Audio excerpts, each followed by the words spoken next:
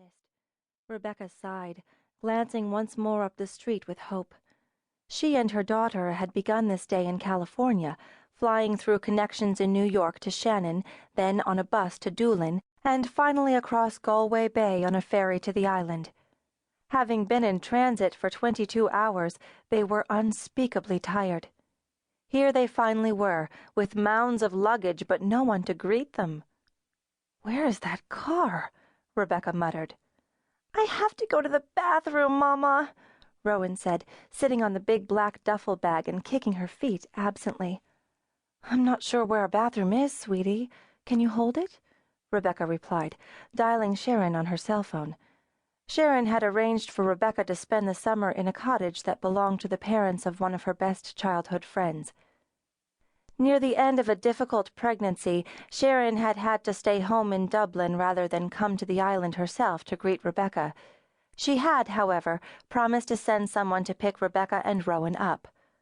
A voice answered on the crackling line. "Hello? Sharon, can you hear me? Becky, is that you? Sharon, we've arrived and there's no car." "No car?" No car. Huh, wonder what happened to him. Why don't you go down to the pub?" "Go to the pub? Sharon, I'm going to start crying. I've been in transit for 22 hours. I'm standing on an empty pier with a 6-year-old child who has to go potty. I've got a large duffel, 5 suitcases, 2 backpacks, a laptop, and a tripod. How am I supposed to go to the pub?" "Now, let's not have one of your moments, Becky." "I'm not having a moment. Mama, I gotta go." "Just a minute, Rowan. Go to the pub, Becky." "What do I do with all my baggage?" "Mama!" "Leave it there," Sharon said. "What?" Rebecca yelled. "It's an island, Becky." "I know it's an island, Sharon. What if someone takes my stuff? Then where will I be?" "No one's gonna take your stuff. Where would they go? It's an island," Sharon repeated. Rebecca froze, gritting her teeth as air hissed through them. "Go to the pub and ask Tom for the keys to the house. He'll probably have the car, too." "Who's Tom?" Rebecca asked in exasperation. Tom. You know Tom. He's the one I told you about who owns the pub." "Right. Becky?" "What?" "It'll all be fine." Okay, I know. Thanks," Rebecca said and hung up.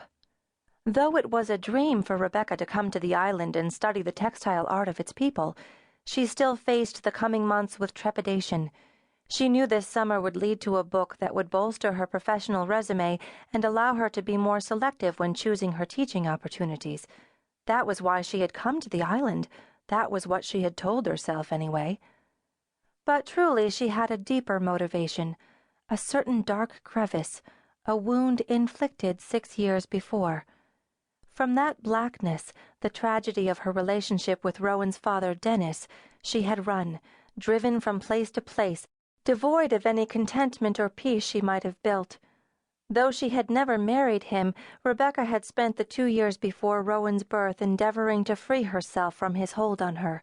She finally succeeded when Rowan was just a month old. But the abrupt end of their relationship had left Rebecca bound to him in a different way, with memories that haunted her and left her feeling as unsteady as she'd been when she lived with him. In some ways, she felt even more frightened than she'd been before leaving him. The end of that relationship had left her with a restless nervousness that kept her running, moving constantly from one promising university appointment to another. With each move, Rebecca told herself the opportunity for professional growth was better in her new position. But it wasn't truly her career that drove her. It was fear. 6 years trapped in that odd prison of freedom and flight and insecurity wore away at Rebecca until Christmas Day last.